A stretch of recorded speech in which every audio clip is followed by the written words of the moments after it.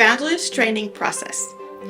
This training is designed to be done in relationships. As you walk through this, you will have an evangelist trainer and a cohort of others walking through the training with you. This training is broken up into 8 sessions, or the 8 core competencies of an evangelist. These 8 sessions cover core missional practices you will need as you engage in the work of an evangelist. This differs from a traditional classroom experience in that each session is completed at your pace. What does that mean? You can move on to the next session when you have mastered one session. This is important because the focus of this training is not to pour knowledge into your heads, but to give you critical skills that can be used and lived out as you go on missions in the real world. Now note that if you're taking this course completely in person, the pace will be dictated by the trainer facilitating the process. Each session will take you through a simple rhythm of 10, 20, 70. That means 10% of your time will be spent learning content, 20% will be spent connecting with your evangelist trainer and cohort, and 70% will be spent applying what you learned in your context. We break this 10, 20, 70 rhythm into the 4 E's: encounter, equip, engage, and experience. Encountering is centering on scripture. We open up every equip and engage session with a time in scripture. Studying and engaging scripture is at the heart of every disciple making and church planting movement. If we're going to learn to go out and launch new ministries, we need to know how to make disciples in those places.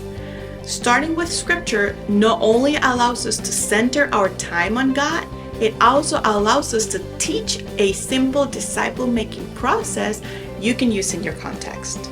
The simple method we will use is Discovery Bible Study, or DBS. This will allow you to engage with the scriptures and experience an effective method you can use to disciple people in your community. In the equip part, we dig into various learning content designed to give you a working knowledge of the competency and why it is important for you and your work as an evangelist. The goal is not to cover everything there is to know about the topic, but to give you everything you need to get started. This content is worked through before you connect with your group. This allows you to think through the content and wrestle through questions and insights before you meet for discussion with your trainer and cohort. The engage part is designed to help you wrestle through the content.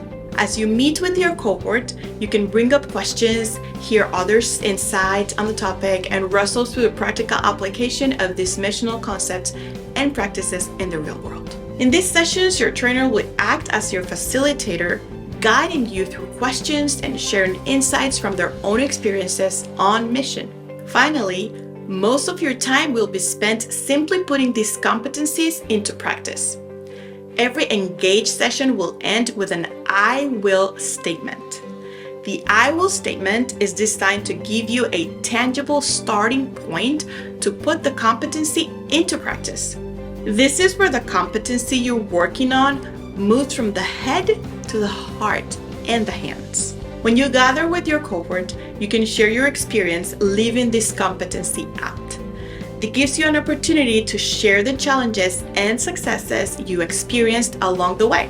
This also gives you a chance to hear from others in your cohort who have been working to put these competencies into practice in their own lives. As you walk through the training, you will spend time developing a mission plan.